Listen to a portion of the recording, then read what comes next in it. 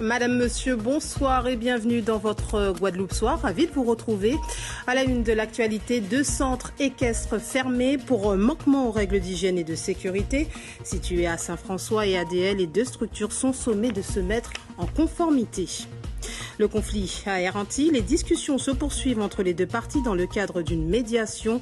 La compagnie aérienne lourdement endettée est en cessation de paiement.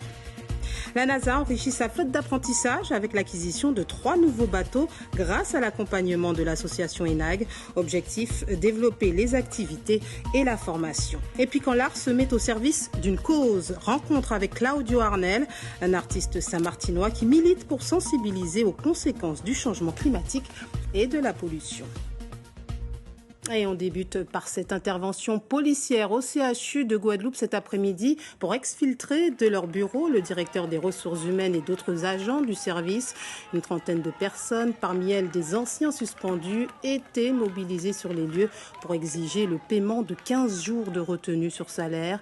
Écoutons Gabi Clavier de l'UTS-UJTJ au micro de Ronnie Maletti.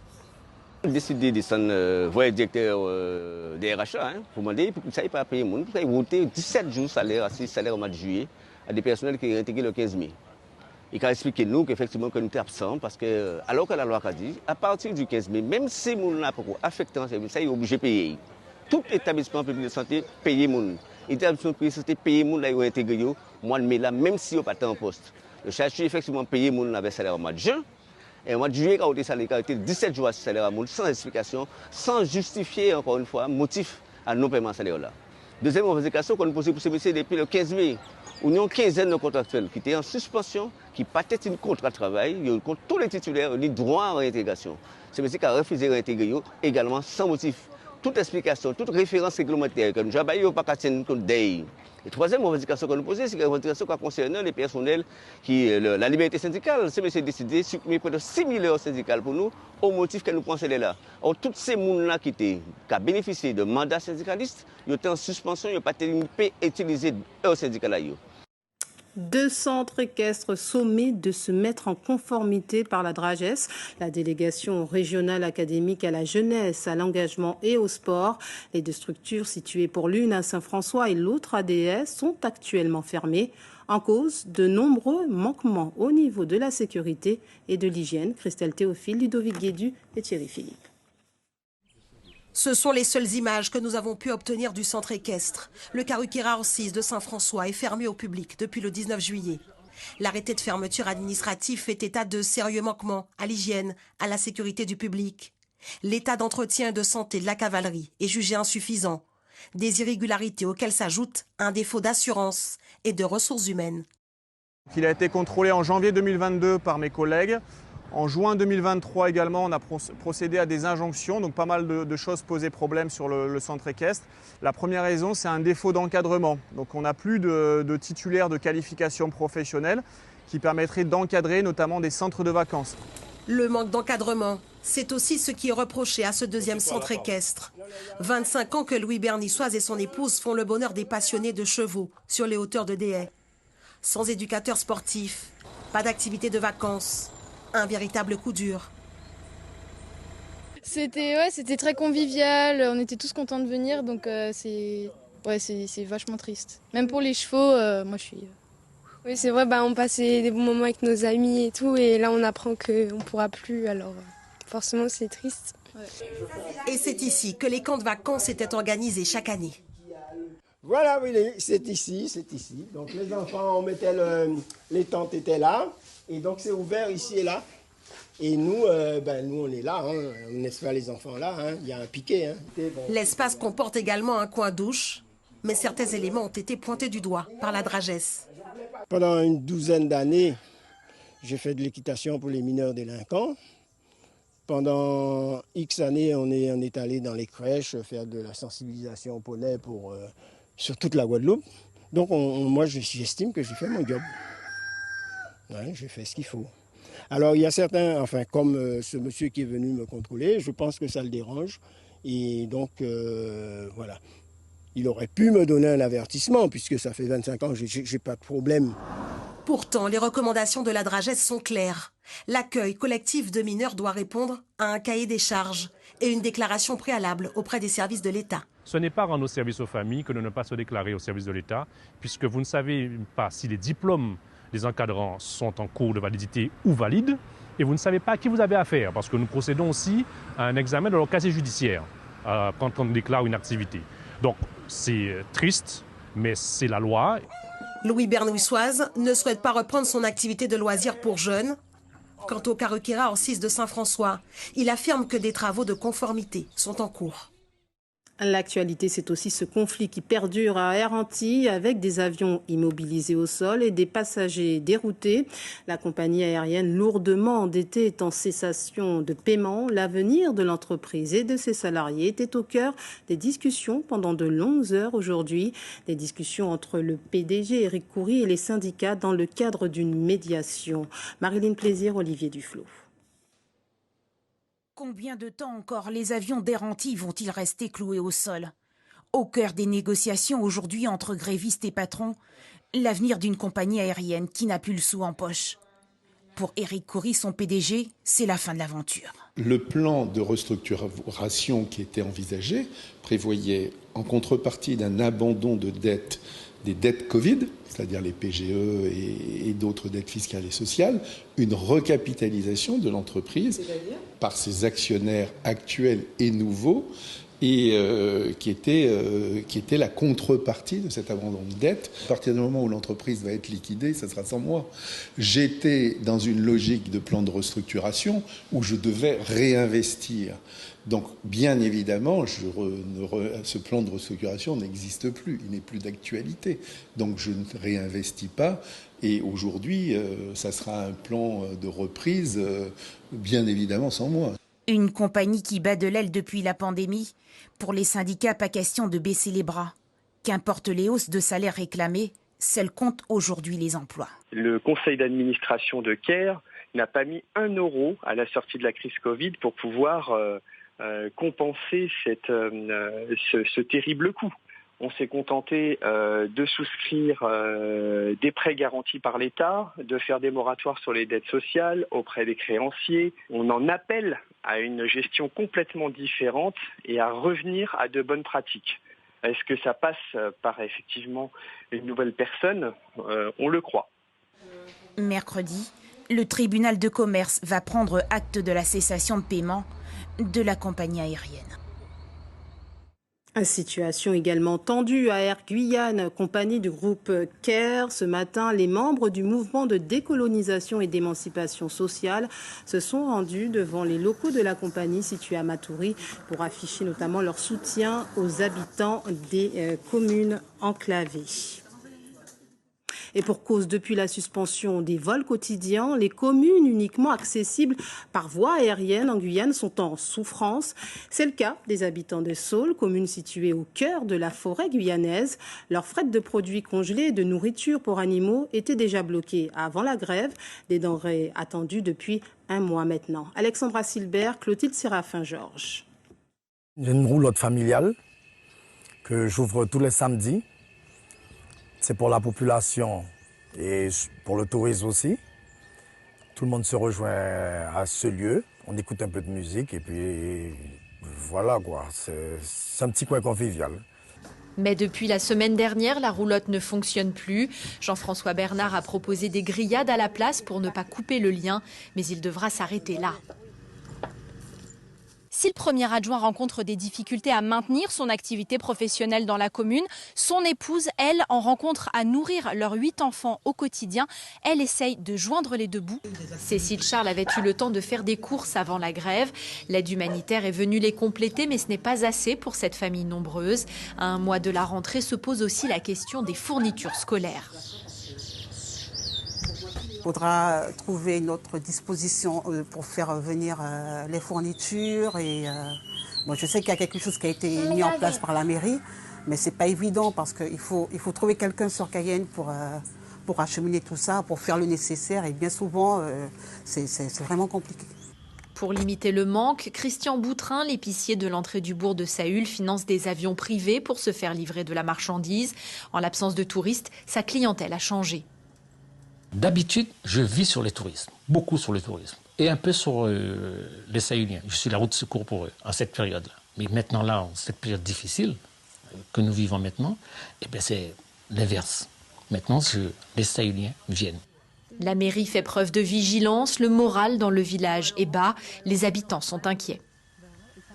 Ils ont peur que cette situation qu'on a vécue en 2002 se répète, c'est-à-dire qu'on est resté plus d'1 an sans avion. Je pense qu'à un moment donné, ils ont peur.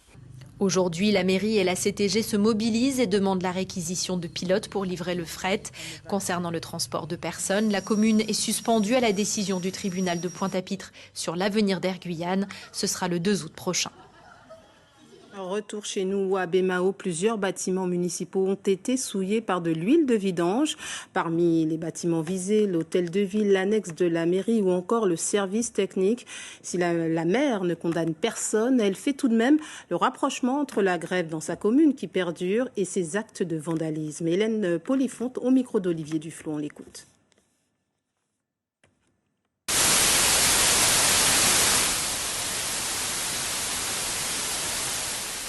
Voilà, Hélène Polifonte, la maire de Bémao, que nous avons du mal à entendre et que nous devrions entendre dans nos prochaines éditions. Pour rappel, les agents de la ville de Bémao sont en grève depuis un peu plus de 2 mois.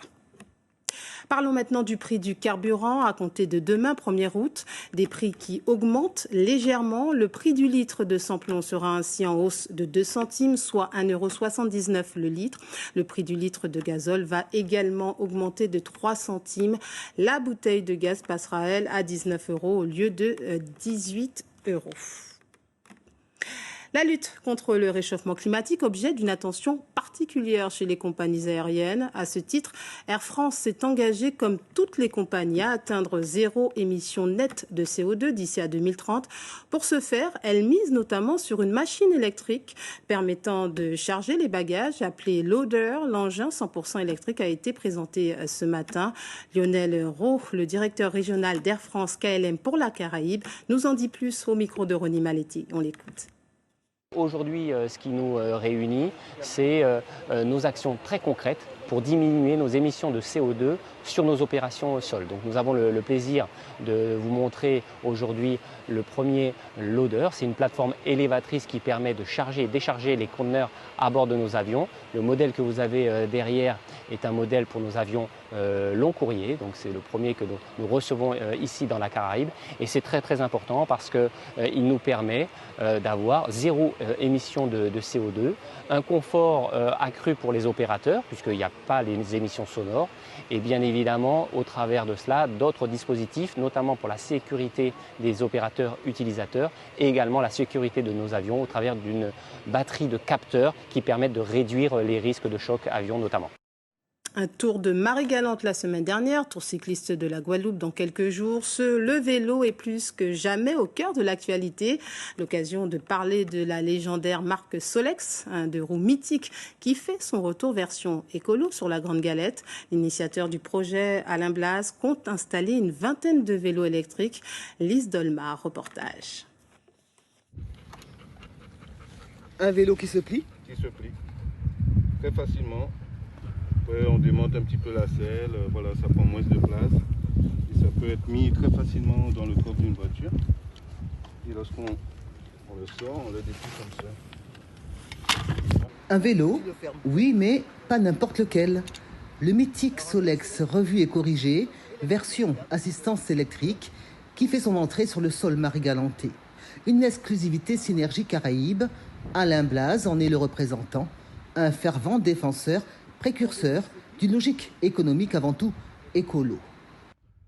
Alors pour se mettre en selle et mieux comprendre l'origine de ce projet avant-gardiste qui devait être déployé sur la Grande Galette, retour sur cette terrasse car c'est là très certainement qu'Alain a dû mûrir sa réflexion, l'introduction de ces Solex nouvelle version. On pourra voir tout à l'heure le Solex intemporel. J'ai choisi la couleur du bleu. Tu as pu constater que le bleu est très présent à Marie-Galante. Le point de départ de cette belle aventure, un appel à projet de l'ADEME. Alain saisit donc cette opportunité et devient ainsi le représentant exclusif de la marque de vélo électrique Solex. On a pensé aux véhicules à assistance électrique parce qu'il y a quand même des montées assez raides, très pentues sur Marie-Galante. Donc très facilement, on peut évoluer entre 40 et 50 km avec l'autonomie de ces vélos. Parler, c'est bien, mais démontrer, c'est encore mieux.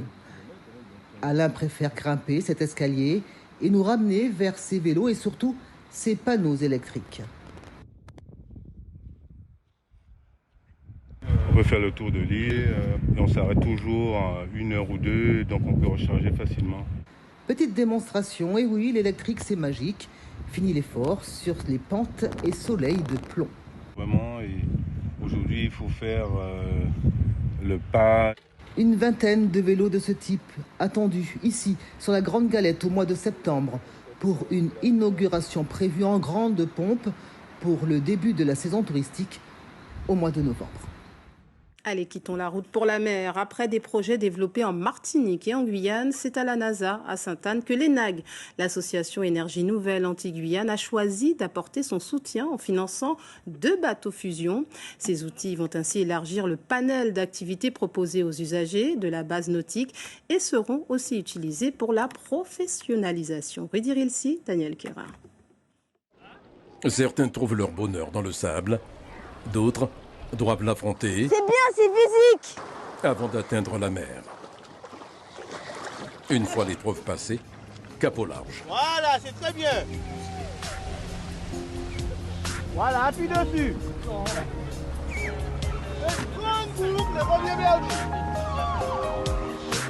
Mathéo, 8 ans, est à sa 2e année de voile. Et le plus dur sur l'épreuve aujourd'hui... La barre, c'est pour diriger le bateau. Bordez les voiles et quand on vire de bord, on regarde. Seul petit bémol, le nouveau bateau fait un peu peur à Mathéo. C'est un bateau qui va super vite, donc ça lui fait peur. Mais on va dire en compte, il peut apprécier, il peut aller plus loin. 2 bateaux tout neufs, offerts par l'ENAG au Club nautique de Sainte-Anne.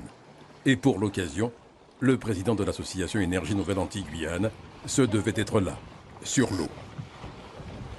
Je veux constater, je veux voir les jeunes sur la concrétisation de ce projet qui nous tenait à cœur et ils ont juste le sourire, ils sont heureux et c'est que du bonheur.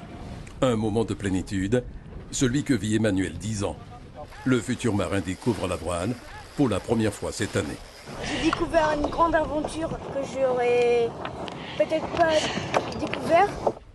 Et le principal pour le moniteur, c'est l'expression que les enfants ont sur leur visage pour leur apporter ensuite l'indispensable. Je leur apporte en fait le plus qu'ils ont et donc du coup ça leur permet de développer en fait certaines capacités qu'ils ont. Depuis sa création en 2017, l'ENAG n'a cessé de développer des projets portés par et pour des jeunes en Guadeloupe, Guyane et Martinique et se dit prêt aujourd'hui à continuer en ce sens. Et porter plus de projets et puis se faire connaître pour que des associations, des collectivités se rapprochent de nous pour pouvoir nous proposer des projets et qu'on essaye de les porter à la hauteur de nos capacités. Cette fois, 11 000 € ont été investis par l'association pour l'achat de ces 2 bateaux aéromorques en faveur de la NASA.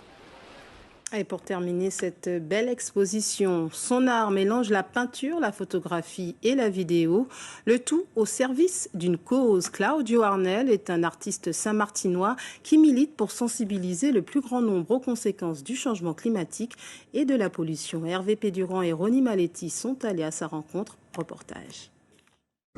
Un havre de paix en guise d'espace de création. Les sources d'inspiration ne manquent pas, mais ici nous sommes à un carrefour des arts et aux côtés d'œuvres bien palpables, la peinture prend toute sa place pour faire naître chez le visiteur l'émotion d'une toile bleue commencée juste après le passage de l'ouragan Irma. À la base, c'était vraiment une peinture instinctive, émotionnelle, sensible de mes émotions vécues après ce trauma, en fait, cet événement traumatique et tropical. Donc la mer à travers ses nuances de bleu, au travers de sa gestuelle, toujours instable et en mouvement constant. Aussi sa force, L'enseignant de 34 ans, diplômé des métiers d'art, a été influencé par une figure de la peinture saint-martinoise, Roland Richardson. Adepte d'une œuvre évolutive, Claudio Arnel couche depuis 2017 de nouvelles impressions sur son tableau, une toile à plusieurs vies dont la dernière n'est pas la moindre. Et il y a vraiment cette idée de transformation, de transmutation aussi, où ça passe du médium plastique et matériel au médium virtuel.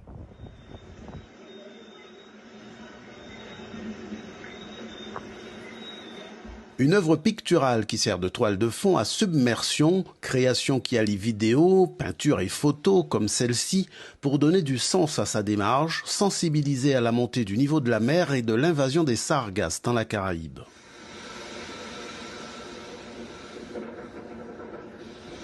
On sait que les îles, on est non seulement reliés par l'eau, c'est l'élément qui nous permet en fait d'être tous frères, sœurs, cousins et familles, mais en même temps ce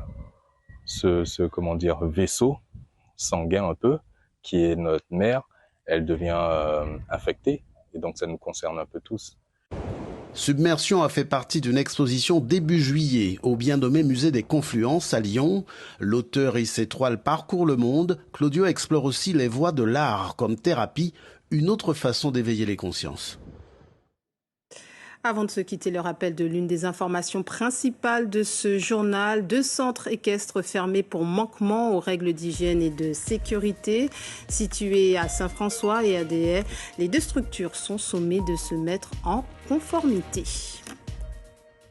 C'est la fin de cette édition. Merci beaucoup de l'avoir suivi. Retour de l'information demain en radio, 6h, Pascal Pétrine. Quant à moi, j'aurai le plaisir de vous retrouver dès 19h. Très belle soirée sur Guadeloupe la Première. À demain.